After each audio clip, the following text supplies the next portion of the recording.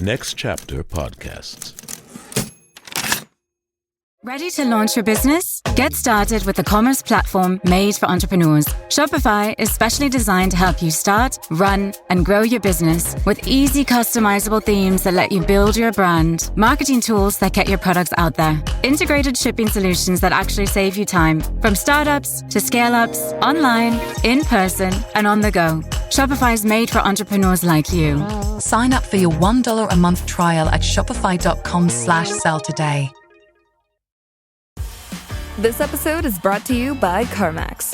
Boldly searching for your next used vehicle? With CarMax, you don't have to settle on anything when it comes to your ride. Instead, steer clear of the ordinary and buy the car that's right for you. Because CarMax makes it easy to stop settling and find a car you'll love today. Start shopping now at CarMax.com. CarMax, the way car buying should be. Hey, Play On Podcast listeners, if you're looking for a new podcast that covers all the classic literature you love or love to critique, then you should check out The History of Literature, the chart-topping books podcast from our friends at The Podglomerate. Each week, host and book enthusiast Jack Wilson leads thoughtful conversations with expert guests that range from explorations of the longevity of the Iliad to making the case for Persuasion being Jane Austen's best novel.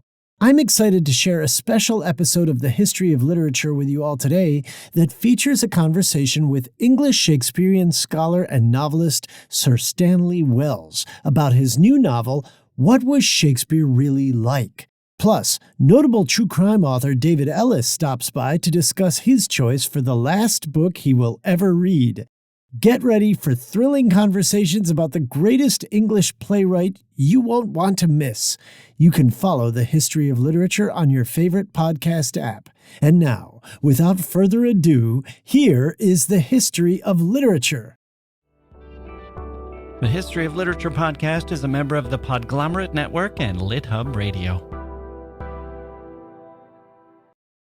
Who doesn't love getting something for free? Labor Day deals have arrived at the Home Depot, and right now you can get a free Milwaukee 18-volt extended capacity battery, $159 value, when you buy a select tool. Get longer runtime and more battery life so you can power all your fall projects. Shop Labor Day deals and get a free battery when you buy a select tool at the Home Depot. How doers get more done. Limit 1 per transaction. Exclusions apply. Full eligible tool list in store and online. This episode is brought to you by Stars. Lisa Tadeo's best-selling book is about to become your favorite new show. Based on a true story, the new Stars original series 3 Women stars Shailene Woodley as Gia, a grieving and struggling writer who embarks on a cross-country road trip where she meets 3 women determined to radically change their lives. This one is not to be missed. Watch the season premiere of 3 Women, September 13th, only on Stars and the Stars app. Hello, we start today with a tale of 2 Englishmen. For 4 centuries and counting, William Shakespeare has been included among a small and special group. Geniuses who spent their time on earth creating works that continue to astonish. You could rank his plays with the music of Mozart and the art of Michelangelo. You could line them up with the Egyptian pyramids and the Great Wall of China and the landing on the moon. Our second Englishman is a man who's lived for almost a century and has spent the majority of those years celebrating Shakespeare, studying, analyzing, teaching, writing about, lecturing about, and generally elucidating the works of the great bard. We owe a debt to the Shakespeares of the world, of course, but we also owe a debt, a deep one, to the Sir Stanley Welleses, too. We'll talk to Sir Stanley Wells about his new book, What Was Shakespeare Really Like? Today on The History of Literature. Hello, here we go. Welcome to the podcast. I'm Jack Wilson, your host. I'm glad to be with you today. A couple of caveats before we begin. Well, first of all, before we do the caveats, let's do a shout out. I'd like to say hello and congratulations to the members of my father's high school class of 1958. They just celebrated their 65th class reunion. My dad was in charge of organizing the event, and he put together a committee of 8 to help him make all the arrangements. Their committee met 3 times at various restaurants, doing all the planning, making sure that the big event had everything covered, and then the day came and the total attendance was 10 classmates, 15 including spouses. My mom is always quick to note. I asked my dad if they thought about inviting those other 2 schmucks to the planning committee dinners. Why not? Nope, he said. Didn't want to burden them with that. The planning was for them. Well, the big reunion was not big enough for the buffet that they had considered having, so they were just at a restaurant ordering off the menu. I'm not sure that all the planning committee dinners were all that different, but hey, what do I know? I wasn't there. So bravo, planning committee. I'm glad your efforts paid off and hope to see you all at the 70th. The first caveat is that we had some connectivity issues in our talk with Sir Stanley Wells. I think one says Sir Stanley, not Sir Wells, and I think sometimes authors prefer to go just by their name, which is how it appears on the book cover, Stanley Wells. But I'm not sure of the protocol, and I want to get things right. So I'll just play it safe and say Sir Stanley Wells. The connectivity issues were unfortunate. The phone kept cutting us off for some reason. In the end, I couldn't bear to make Sir Stanley Wells suffer through any more than I had already put him through. So I determined to go with what we have, and that's what we'll do. It's a bit more fragmentary than some other interviews, but maybe that's a superior format. It's more condensed, hopefully punchier, and we'll hit some highlighted topics. And if you ever feel like you can't quite understand a word or two here and there, don't worry, it gets better, and I'll fill in what we need in terms of commentary. The book by Sir Stanley Wells covers some tantalizing questions. And let me get to the second caveat. Let me get that out of the way. This isn't a Shakespeare authorship show. I don't mind doing those occasionally when someone brings something new or interesting to the conversation. Elizabeth Winkler was here, and we spent some time on Shakespeare's authorship and the authorship questions there. With a good guest, I like going down that path to see where it takes us. But I don't want every show about Shakespeare to be a show about Shakespeare's authorship. I want the bulk of them to be about the plays and the poetry. And when someone is a Stratfordian, I'm happy to talk about the Stratfordian Shakespeare. Why not? I'm as fascinated by that guy as I am about theories to the contrary. I'll follow the guest's lead. Today, with Sir Stanley Wells, is a Stratfordian show as we ask tantalizing questions about a true genius and an inspired creative figure. How did he think, feel, and work? What made him laugh? What did he believe about death? What were his relationships like? All great questions, all covered in the book. There's nobody better positioned to address those issues than Sir Stanley Wells, who's devoted his life to this man and his works. Harriet Walter. Does she need an explanation for our listeners? Maybe not history of literature listeners, I'm guessing, but just in case, she's a favorite of ours. Actor. You may know her best as Fanny Dashwood in Emma Thompson's version of Sense and Sensibility. Or, if you're a Succession fan, she's the British mother of the 3 main children. Sorry, Connor. One of the great actresses of our era, in my opinion. She says, quote, Stanley Wells doesn't pad anything out with wishful speculation. Having studied Shakespeare's works for longer than any man alive, he is almost uniquely placed to do this detective work. End quote. And Stephen Fry, who wrote the foreword for the book, says, quote, as you read, you are very likely to exclaim, as I did, why the hell didn't my English teacher talk like this? Actors, directors, producers, lecturers, teachers, students, and all who want to know and understand more will hug this book to them. End quote. So there we go. That's coming up. But first, we need a dose. I need a dose of Emily Dickinson. So let's turn to that. This one, the one we have today, is 16 lines, not the magic sonnet number of 14, as we saw last time. And in fact, very interestingly, it is basically 4 quatrains smudged together, or 4 lines of 4 smudged together, or even more I would say relevant, pertinent. It's 2 poems of 8 lines each that are run together. Ordinarily, I don't care about this kind of thing, about form as much as the content. But here, this form point is interesting, I think, because she deliberately did not put white space in between these 2 groups of 8, not to mark off the 4 quatrains or not to mark off the 2 sections of 8 lines, even though thematically, as you'll see, it would make some sense to do that. The first 8 lines are about the sunrise, and the second 8 lines are about the sunset. And in one draft of the poem, she drew a line between line 8 and line 9 as if to mark the difference. But in the end, in the published version, no line or white space appears. There's no break. It's all one poem, and I'll talk about why that matters in a little bit. This is poem 204. And so you can follow along. Amethyst is basically the color of violet. It's a crystal or quartz stone that can be anything from pale lilac to deep reddish purple, the spectrum of violet colors.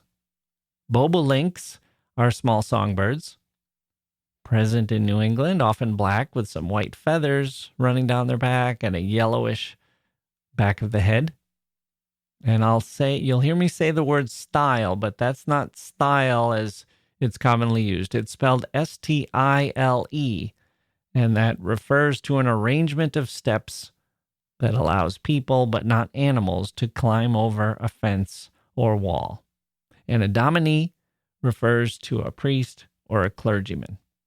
So here we go. Poem 204. I'll tell you how the sun rose. That's the first line. Listen to that confidence.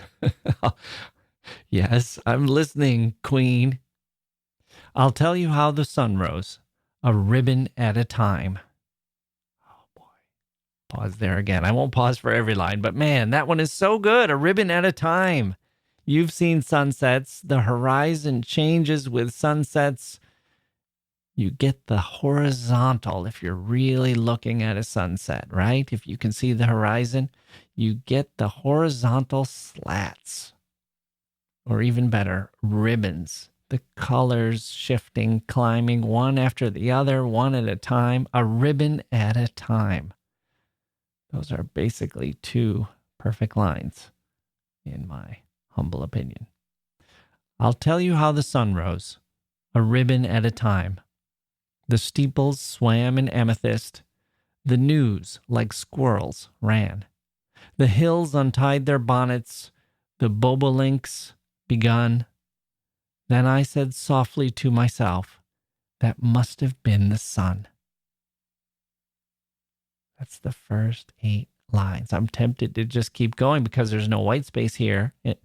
The next line just follows, but I have to pause at least for the line, the steeples swam in amethyst, swimming in color in violet and lilac and deep purpley reds, swimming in it, those steeples were.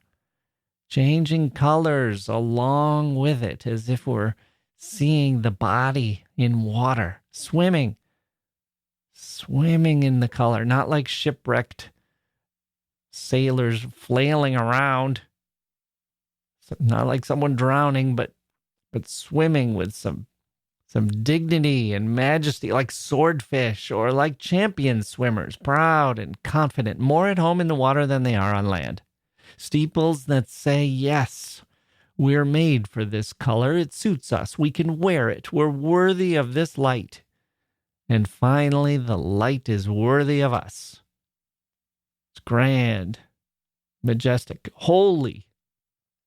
Let us swim and swim some more until we are finished. That's what I'm imagining the steeples saying as they're swimming in this amethyst. And then our speaker says softly, we hear about the hills untying their bonnets, the news running like squirrels, the bobolinks.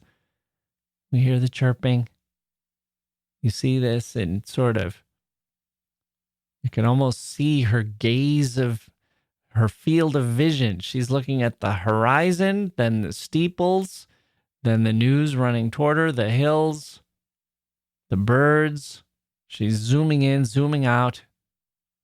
And then she says, that must have been the sun. That must have been, not that must be, or I'm in the middle of a sunset. It's here and gone. This sunrise, you see the ribbons coming up, and now all of a sudden they're gone. The sky is a different color. The sunrise is no longer detectable as a sunrise. And you say to yourself, I just saw a sunrise, I think. I'm not sure when it ended exactly, but now I know that it has ended. That must have been the sun. And so we pivot to the sunset. But how he set, I know not. There seemed a purple stile that little yellow boys and girls were climbing all the while, till when they reached the other side.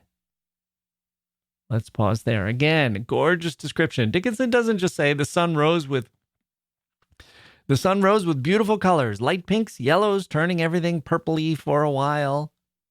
And she doesn't say the sunset, the sky was beautiful, it took my breath away. She describes it in an unusual metaphor. We have ribbons. We have a set of stairs or steps, purple steps for the sunset, a way to climb a fence or a wall. Again, we see the horizontal nature of the color, as we do when we're lucky enough to see a truly good sunset. And on the purple stile that she sees, there are bits of yellow, flashes. They look like boys and girls moving. And then while we have this metaphor going, Dickinson goes in for the kill. We have 3 lines left in the poem, but I'm going to repeat the last line we heard to set up this final quatrain. Remember, we've seen little yellow boys and girls climbing these purple steps. Purple steps like the ones you'd find in a field, right? With a wall or a fence. Maybe in a pasture or something else. It's forbidden, right? Animals are forbidden from crossing this. Maybe it's the difference between civilization and the unknown. Think of it that way. Till when they reached the other side, a dominie in gray put gently up the evening bars and led the flock away. That's how it ends, and led the flock away with a dash at the end, and not a period, not an exclamation mark, a dash, trailing off.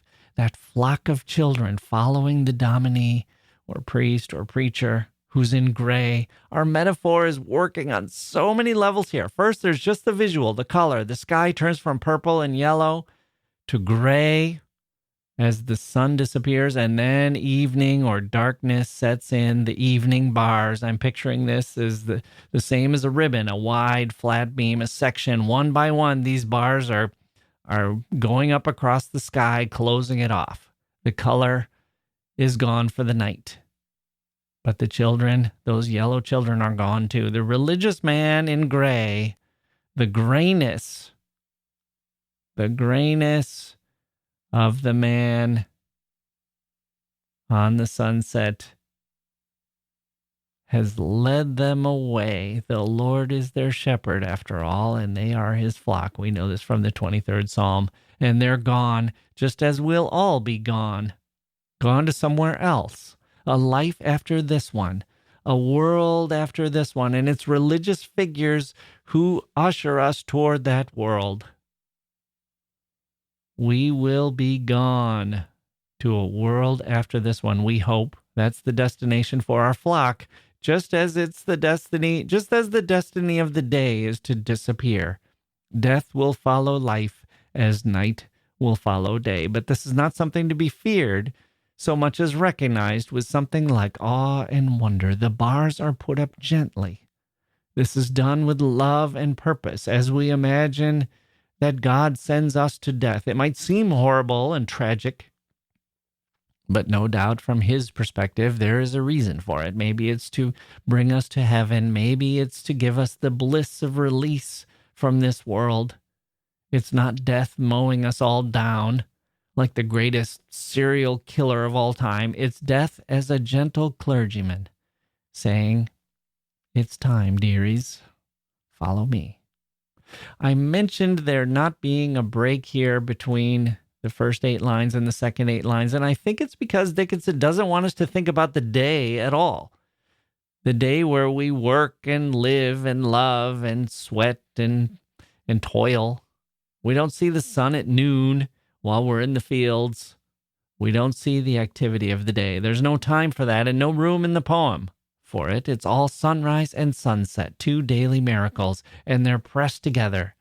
Just like birth is a mysterious miracle and death is a mysterious miracle too, even if we don't think of it as a miracle. But maybe that's because we spend too much time in the bright light of day and not enough time gazing at the purple stile, the yellow boys and girls, and the Dominie in gray putting up the evening bars. That is a miracle too, even if we shiver a little if we look too close at it. We can say it's tolerable because we know with certainty that we'll get the light and warmth again the next day. Or we can say it's tolerable even if we don't think that far ahead, even if we just embrace and even celebrate the darkness and the uncertainty of night. Maybe because we choose to each night, and maybe, as in the case of death, because we have no other choice. That's Emily Dickinson, number 204. Sir Stanley Wells and What Shakespeare Was Really Like, after this.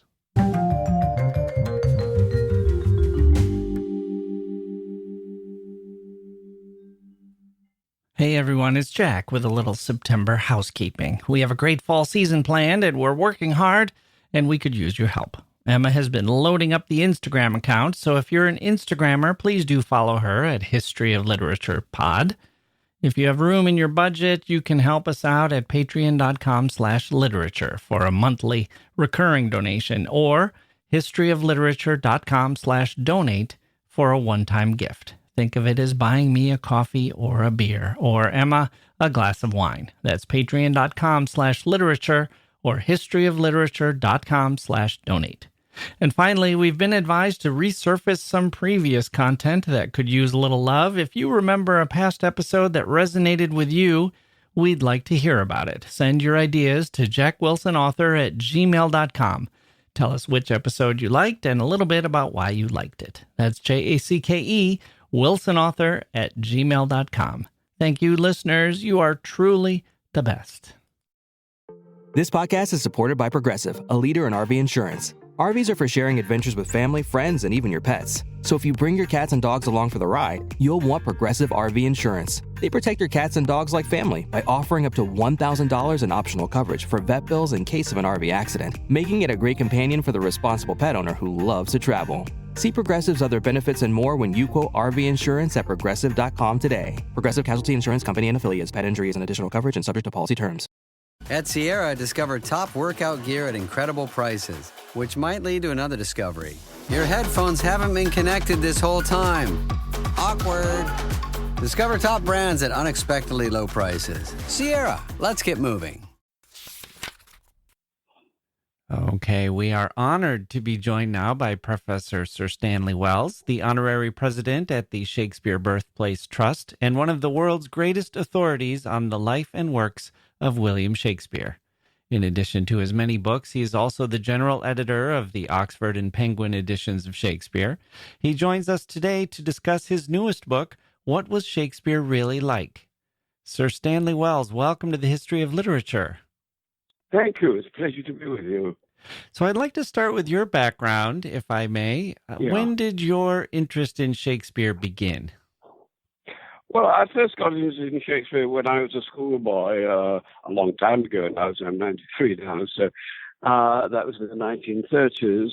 I had a very good schoolmaster who read Shakespeare very well in classroom, and also who introduced us as pupils to the plays and to be able to go to the theatre.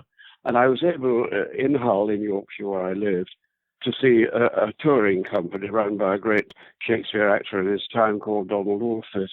And those were my introductory experiences with Shakespeare. And did it click immediately? Did you sense that Shakespeare was going to be a lifelong passion for you?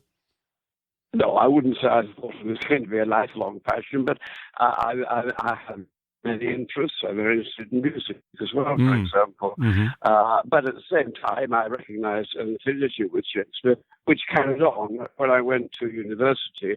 I chose to go to London, to University College London, partly because I knew that in Greece I'd be able to go to the theatres and see, as I did see, for example, Lawrence. Okay, that's the first place where our phone connection was disrupted, which is very unfortunate, but we all do the best we can. This is 93-year-old Sir Stanley Wells telling us about his earliest experiences with Shakespeare in the 1930s. In the part lost to technological disruption, he went on to say that he saw Laurence Olivier on the stage as Richard III and as Antony to Vivien Leigh's Cleopatra.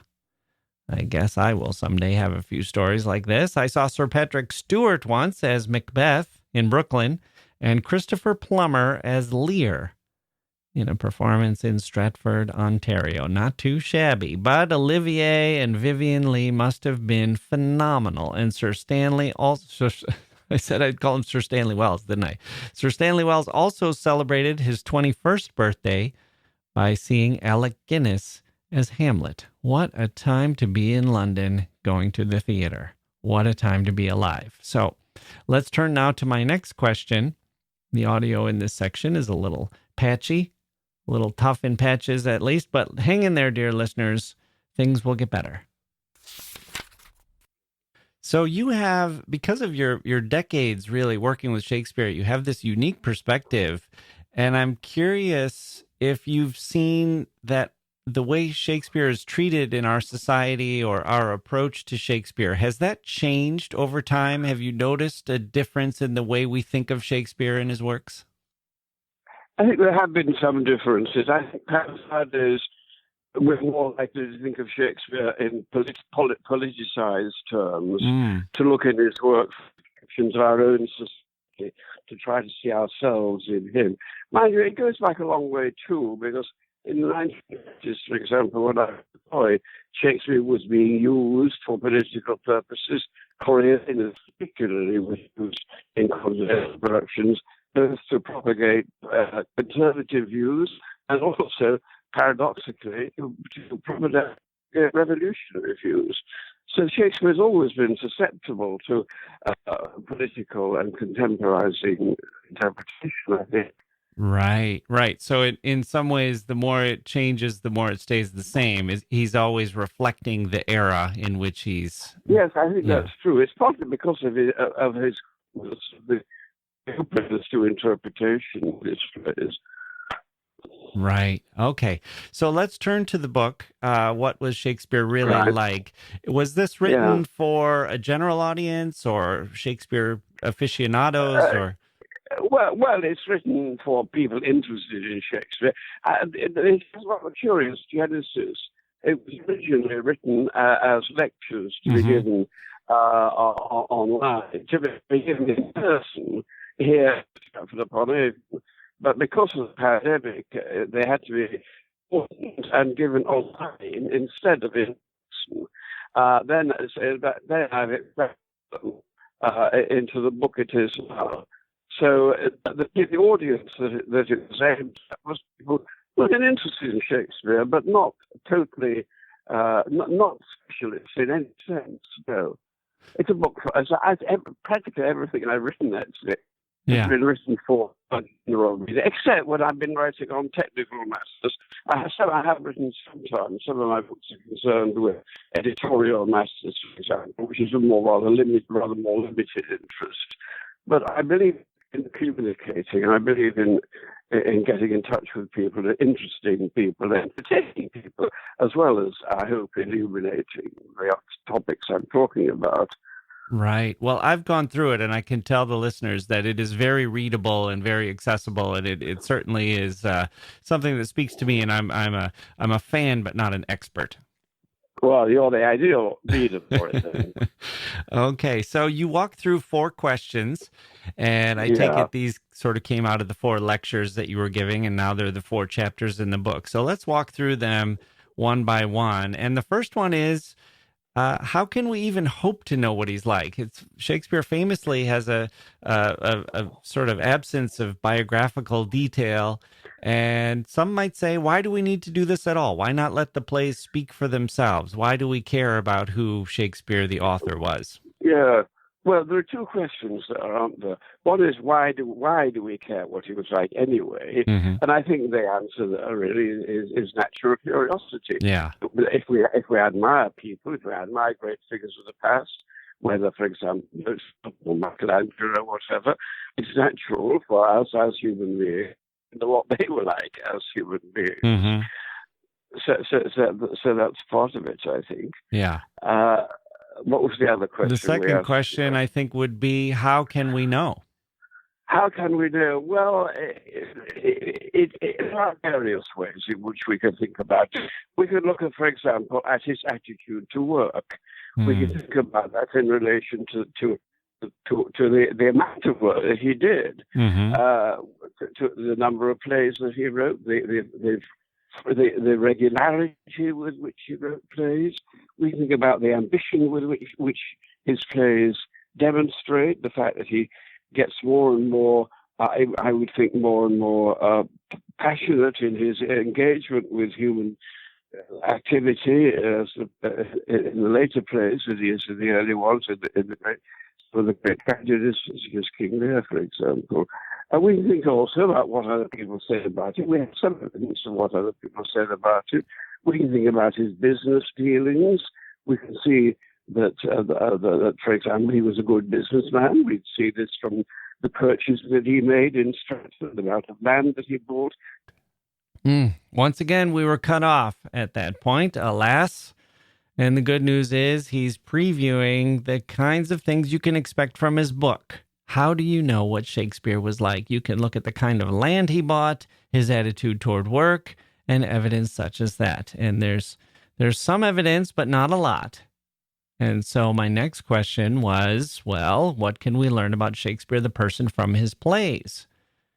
It's easy to say, for example, that he loved language and that he understood human nature, but are there any characters who seem to represent Shakespeare for us in some ways? And if so, which ones should we look to?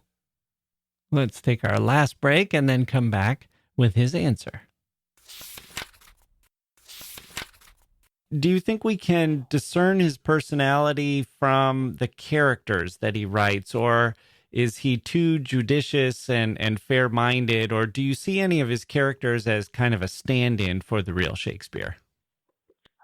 Well, I think it's possible to glimpse Shakespeare in the plays. I mean, above all, of course, he is a dramatist, projecting himself into the minds and the emotions of the characters that he's writing about. But sometimes I think he comes through himself a bit. I think we can see something of Shakespeare. I would say in Benedict, for example, in Much Ado About Nothing, in Hamlet, and perhaps in Prospero, in The Tempest too. I don't think we can see any biographical writing, any autobiographical resonances there, but just perhaps a bit in the cast of mind. These are characters who are within the plays, who are to some extent observers of life around them, as of course Shakespeare was. So yeah, I think we can sometimes see something of him in this plays. Sometimes his own ideas come through, but of course, then again, one goes back again to the sonnets. The sonnets are the place where he is writing most personally. Right. Okay. So let's jump to the sonnets. That was question number 3. What is it about the sonnets that make them such rich territory? Why do you think he was writing? How do we know that this is not a character he was putting on? I guess how do you know that it's him? Well, how we know is I suppose you've got to say it's partly intuition. I mean, we have a volume called Shakespeare's Sonnets, published in 1609. It's a third-person volume in the sense that it's not sonnets by William Shakespeare. It doesn't appear. He doesn't appear to have made any effort to get the sonnets into print himself. The dedication is not by Shakespeare, it's by the publisher of the volume. I think the sonnets were published surreptitiously. I don't think Shakespeare wanted them to be published. I think he put them all together. He must have had a manuscript. I've compared it to a schoolboy collecting stamps, almost as if he was collecting. He must have had a manuscript volume containing poems written over a period of between 20 and 30 years, because two of the sonnets are clearly schoolboy exercises, translations from Latin, the two last printed of the sonnets. One of them is a wooing sonnet to Anne Hathaway. It comes on her name, Hathaway, and that clearly is therefore a sonnet written when he was only a boy of about 18, when he was wooing Anne. He married early, as you know. And yet other sonnets clearly were written at later periods. So I think Shakespeare wrote all these sonnets, collected them. Some of them were public poems. Some of them were written to particular individuals, I believe.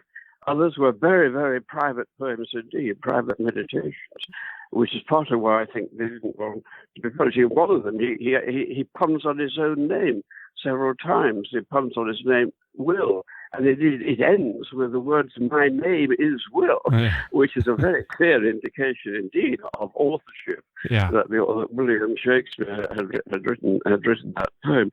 So I think the sonnets are very, very revealing indeed. I recently published, along with my friend Paul Edmondson, we published a volume called All the Sonnets of Shakespeare, in which for the first time ever, the sonnets are arranged not in the order in which they were printed in 1609, but insofar as we can discover a chronological order of composition. And I think that's very revealing. It does show you something of the development of Shakespeare's mind, of his art, and also of his life. Right. So what type of person emerges from the sonnets?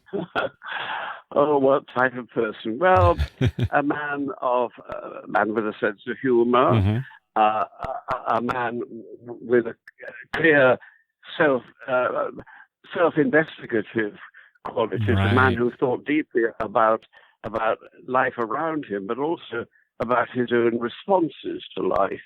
A man who loved other people, who loved, and I think we have to say on the evidence of sonnets, that Shakespeare was bisexual, because one of them actually talks about himself loving two people.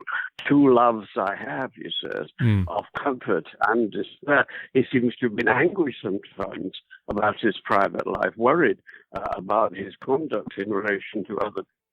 So I think the sonnets are deeply revealing. One of the sonnets is a religious sonnet. Only one is a poem that shows a religious sensibility. So that's interesting to have that poem. And one or two of them seem to be addressed to individuals who we might hope to identify.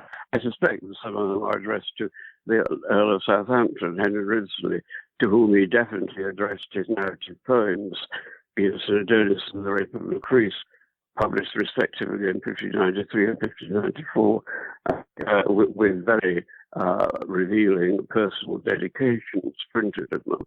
I think Shakespeare had a lifelong relationship of some sort, a very close relationship with Southampton. That's fairly conjectural, but it is clear that these are genuinely personal poems. They're not poems like some of the sonnetteers writing in the early years of his career, like Sir Philip Sidney and others, which are written to, some of them to fictional, all to women, all of them to women, and usually in a rather idealized fashion. There's an emotional reality about Shakespeare's sonnets that sets them off very much from all his sonnetteers of the period, except John Donne, though he writes partly in lyric form, and his sonnets, interestingly, his personal poems were not published till after he died. I suspect that Shakespeare would have been happier if his sonnets had been published after he had died too. And you give a kind of general view of Shakespeare as being successfully successful on the outside, externally successful, but full of some turmoil on the inside. And I wasn't sure if that was personal turmoil or creative turmoil or both. Well, there is a good deal of personal turmoil evident in the sonnets, at least. I think it's creative as well. I mean, he was really a pretty fluent writer, it would appear. I mean, he writes an average of 2 plays a year. So, he worked hard, and you can tell that because some of the plays, great deal of very serious reading. I make a point about that in my book, that he was writing with big books in front of him sometimes. Holinshed's Chronicles, for example, is an enormously heavy, big book. He used the Bible a lot. He wrote a lot. Most of his books are written, of course, from pre-existing stories. A lot of them set in Italy. That's where a lot of the stories of the period came from, translations from Biondello and for example. It's part of why a lot of his plays have its settings. But he worked very hard in the writing of plays. One way to look at Shakespeare, I think, is to say, well, he may have been generous and big-hearted and empathetic in his works, but he might not have been that way in real life. Do you think that's a view that's supportable by what we know? Well, there is some evidence that he sometimes put himself first. Yeah, I mean that he wanted to make as much money as he could. But he doesn't seem to have given away a great deal of money, as far as we can tell. There is a bequest in his will to the poor people of Stratford of £10, which is quite a large sum. It would be in our terms. But I think he had his own interests, and the interest of his family, it has to be said, too, at heart. Of course, he had a personal tragedy in the death of his son, Hamlet, which has become the subject of a very popular book and play just recently, a book called Hamlet by Maggie O'Farrell, a novel which has been turned into a play that's being performed currently by the Royal Shakespeare Company. We don't know much about those children. We know practically nothing about them, really, except the dates of their births and burials, which, of course, leave it open to the imagination of creative artists. But clearly, it was a heavy blow for him. And his later life with the daughters, Susanna and Judith, does suggest a deep care for his family, and he makes careful bequests to them, careful provision for them in his will. Does he have any other faults or flaws, or do you find him to be an admirable, a sort of genius we can all admire? Well, I think he was an admirable man, but I think he was human like the rest of us. And I think he was hardworking, undoubtedly. He was dedicated to his work, and if you compare him with some of the other playwrights and artists of his time, if you compare him, for example, with Robert Greene or Marlowe, fairly irregular lives. There's nothing very much irregular about Shakespeare. He doesn't turn up in court cases the way some of his contemporaries, like Ben Jonson, does, for example. Jonson, who was imprisoned for killing a man. You write very movingly about your feelings of gratitude to Shakespeare. What are you grateful for?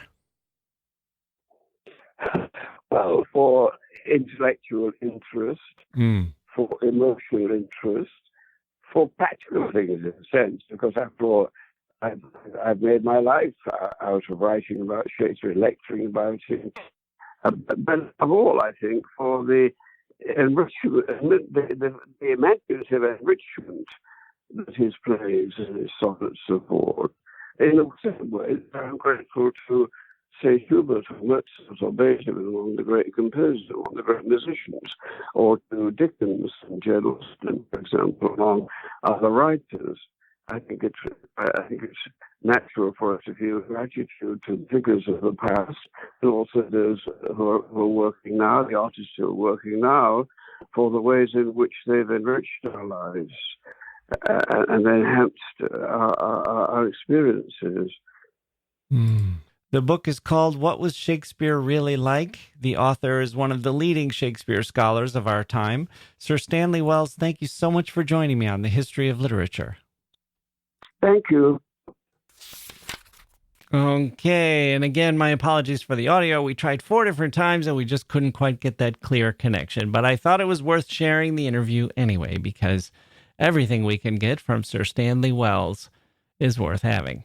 That last answer was so good. We looked to the authors of the past, Shakespeare and Dickens and Jane Austen, and musicians and composers, Beethoven and Mozart, and to contemporary artists too, to enhance our lives. And for that, we are grateful. I'll add some gratitude toward authors and lecturers like Sir Stanley Wells, 93 and still going strong. We're getting closer to the holidays, and this is a book to consider picking up for that Shakespeare fan in your life, or to put on your own list, your wish list of books you would like to read. What was Shakespeare really like? You heard a little of it today, and the book will tell you all the rest. We have a little extra time, so let's hear from another one of our esteemed guests. This time it's David Ellis, who was here for a discussion of Lord Byron. After we spoke, I asked him to select a book that would serve as the last book he will ever read. Here was his response. Let's do the special question. Oh dear, yes. Yeah, I was very interested by it because I was thinking, I taught for a while in Australia, and when I was there was a professor in Melbourne who was much loved and much admired, who was dying. And people said that as he was dying, he was having Wordsworth's Prelude read to him. But when I thought about the question, I thought, well, if you're dying, you're not going to be in a good state to read much. But I assumed that it would be an audio book, perhaps, that you would go for. And then I had to think, well, what would it be? And I really have no idea. But I'm very fond of Dr. Johnson. And it struck me that, depending on your mood, his poem, The Vanity of Human Wishes, might be appropriate. Nor think the doom of man reverse for thee, as if you would. And then that would be pretty miserable, I think. So it'd be nice to have read to you parts of Henry IV, 1 and 2, Falstaff. And of course, then, if you really wanted to press the melancholic pedal, you could have the hostess's account of the death of Falstaff. But again, not sure.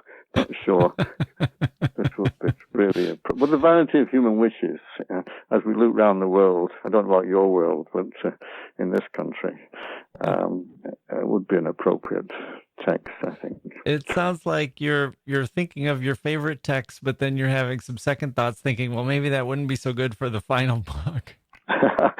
Well, I was thinking, no, nobody ought to listen to this because it's too downbeat.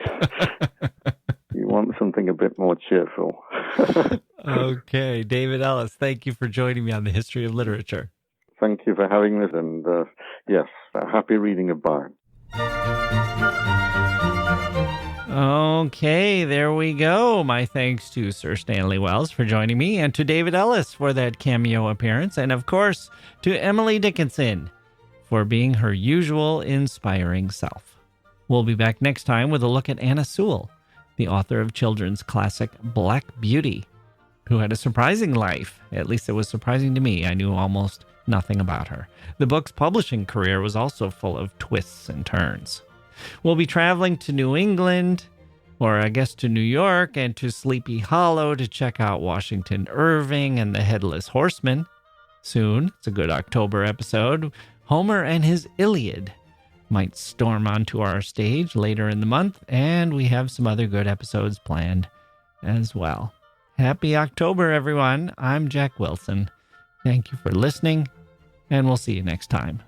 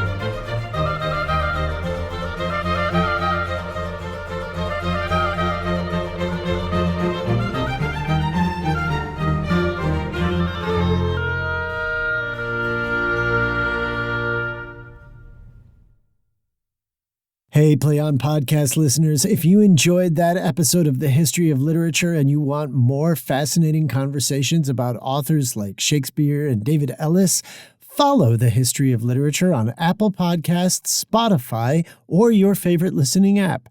Tell them Michael at Play On Podcasts sent you. Ready to launch your business? Get started with the commerce platform made for entrepreneurs. Shopify is specially designed to help you start, run, and grow your business with easy customizable themes that let you build your brand, marketing tools that get your products out there, integrated shipping solutions that actually save you time, from startups to scale-ups, online, in person, and on the go. Shopify is made for entrepreneurs like you. Sign up for your $1 a month trial at shopify.com/sell today. Next Chapter Podcasts.